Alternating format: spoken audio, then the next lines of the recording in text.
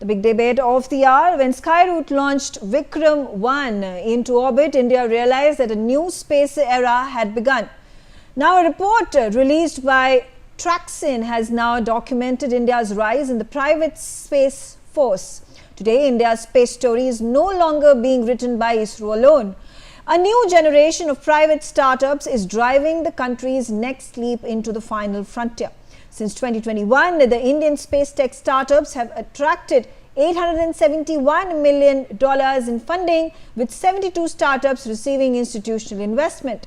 They are building reusable rockets, satellites, propulsion systems, Earth observation platforms, and space surveillance technologies.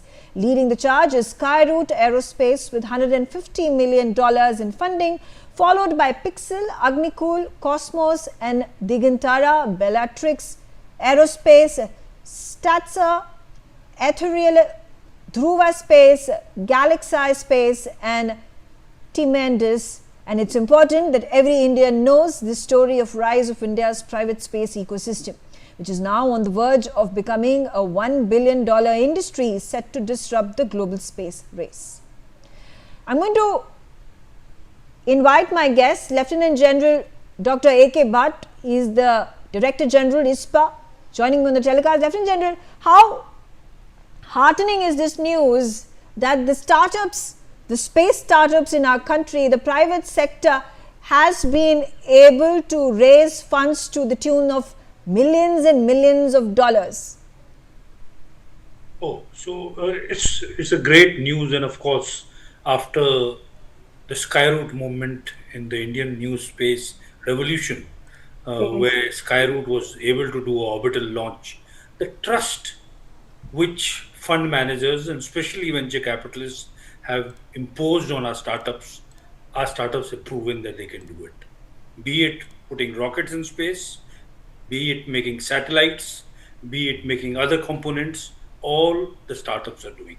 And the fact that this amount of money has come in from venture capitalists who really seriously invest before going into any investment, and especially in deep tech like space, proves that our startups have the technological capability and the ability to do things in space and make them commercially viable.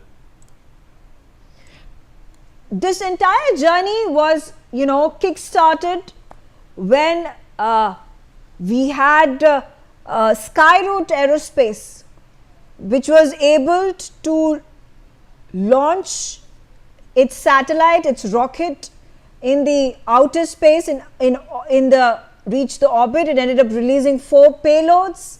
It is in fact the single largest private space company in our country that has been able to garner $150 million worth of funding. What's the way ahead for Skyroot? Skyroot has had this success at a very, very critical time. And the critical time is today in the world, there are only 2 private space companies. Of course, SpaceX, which everybody knows, and Rocket Lab, who are into commercial space launching satellites. And there's a big opportunity because order books of SpaceX are full for the next 3 to 4 years. So there's a big opportunity for small satellites to be launched not only in India, but world over. And also, in the coming years, there is going to be a large number of satellites which will be launched from India and in the world. And at such a moment, this success means that they can quickly capitalize on it. And their plans are that they will have their next launch maybe by the end of the year. And they plan to develop a launch cadence of at least 1 launch per month for the next 12, 24, 36 months. And we hope there'll be great success. And of course, they will be launching satellites for the Indian private sector and for the world. Absolutely. Lieutenant General A.K. Bhatt, stay on with me. I'm also being joined by Dr. Raju Garudachar. He is the former ISRO scientist.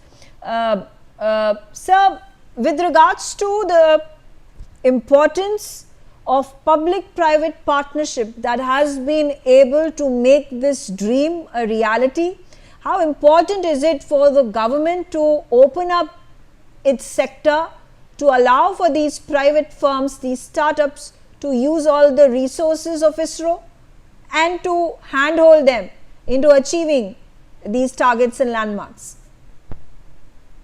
Good evening. I think we have already, ISRO has already opened up the doors for the private sector through InSpace. InSpace is the private sector. They are part of the ISRO, but they are the people who are encouraging and funding to all the required, all the people who approach them. Today, from what happened, what started in 2014 with a single or maybe two of them, today we have more than 400 plus. Please note that we have more than 400 plus. And we have a long way to go, because suppose we have the not only your Skyroot, let us take Skyroot itself. There are people wanting to launch, for example, SpaceX. Skylinks wants to launch 40,000 satellites. And OneWeb wants 700 plus satellite. Now GeoStar is coming forward to launch its own constellation. So it's a big competition.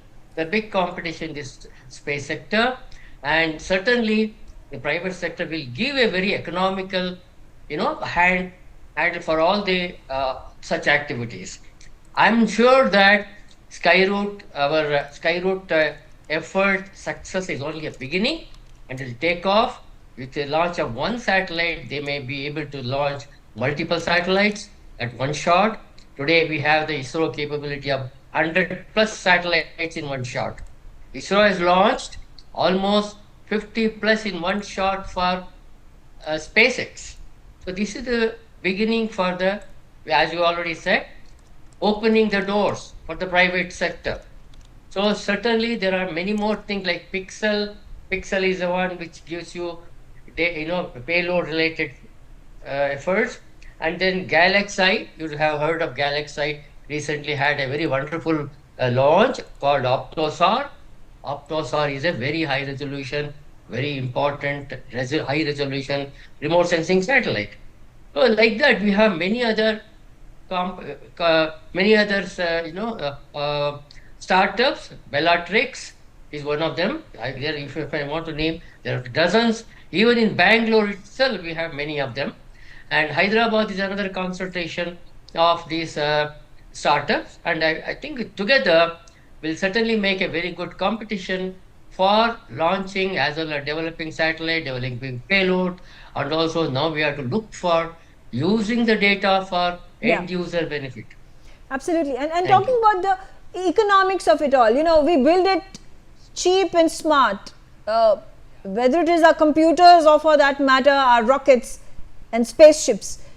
How is this competition going to be an advantage for India? We obviously know when our Vikram 1 was the orbiter mission was done at a fraction of a cost in anywhere, in any space agency across the globe. How can the world be assured that these private space companies are reliable, are credible, and of course, hundreds and thousands of times cheaper than their American or European counterparts?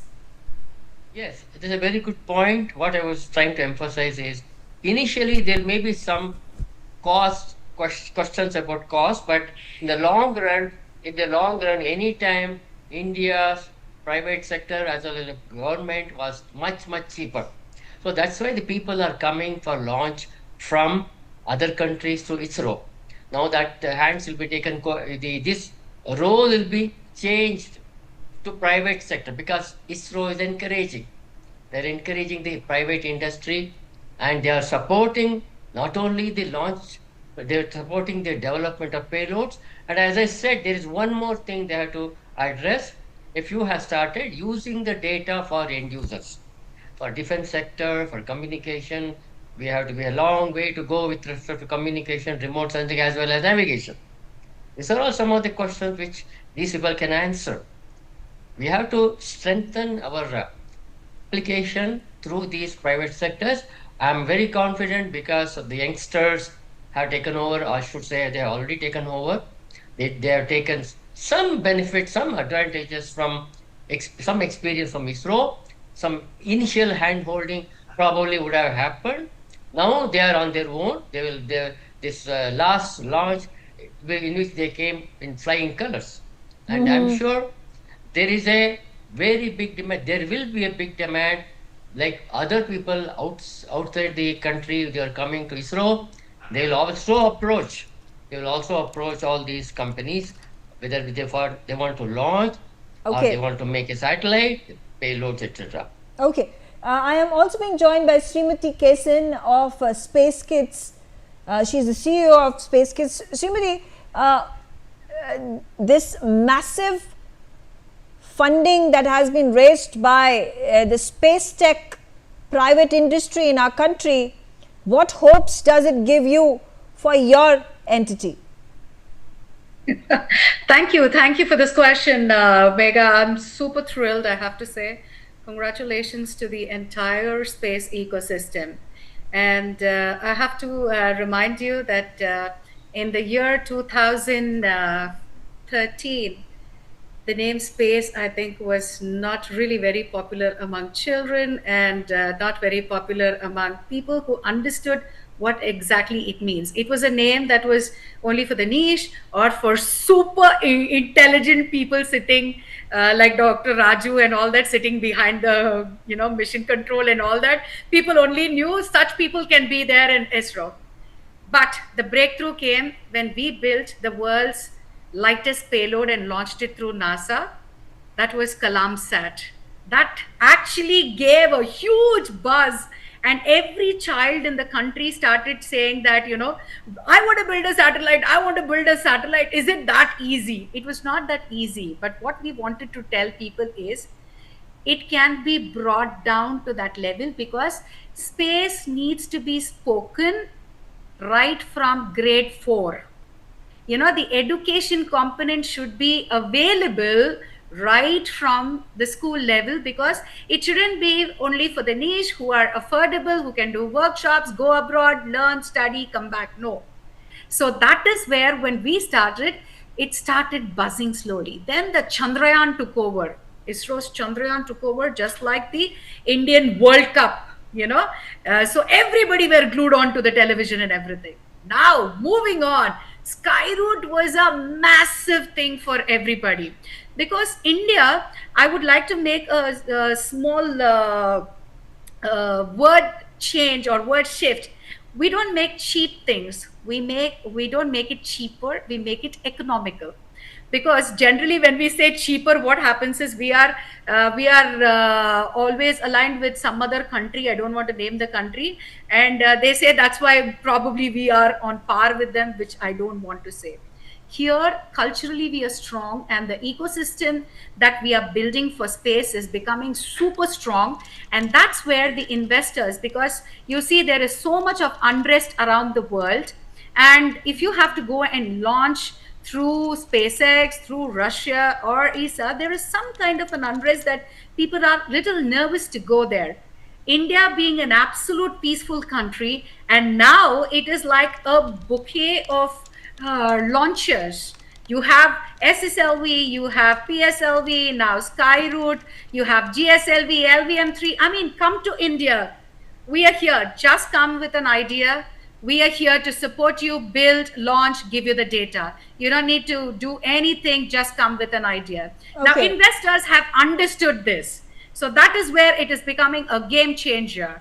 And, they started feeling that there will be an economics played hugely in this industry. Yeah. So I'm super thrilled that, people have started looking at this, engaging about the economics. Absolutely. Lieutenant General AK, but coming back to you, do you think the government took its own time to open up the space sector to private players?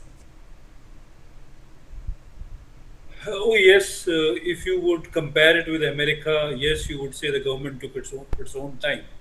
But it is a decision well taken in 2020, and see the impact of it.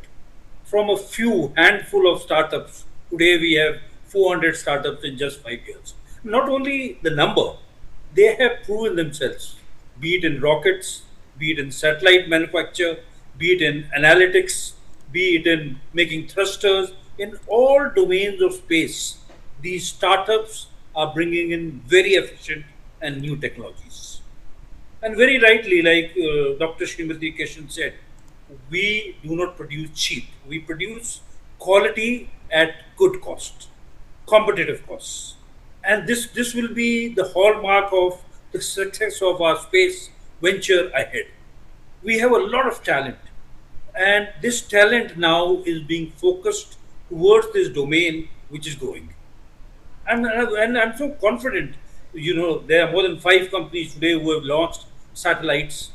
Agni-Cool is close on the heels to have their launch and maybe have a reusable rocket, because that's what they are planning. And many other companies working in downstream where the money is. The Indian space economy, as it has been planned that it should grow to 44 billion by 2033, I'm very confident the number will be maybe that or more. Absolutely. Well, on that note, I thank all of you for joining me on the telecast, sharing your views, and I'll take a short break. Thanks for watching NewsX.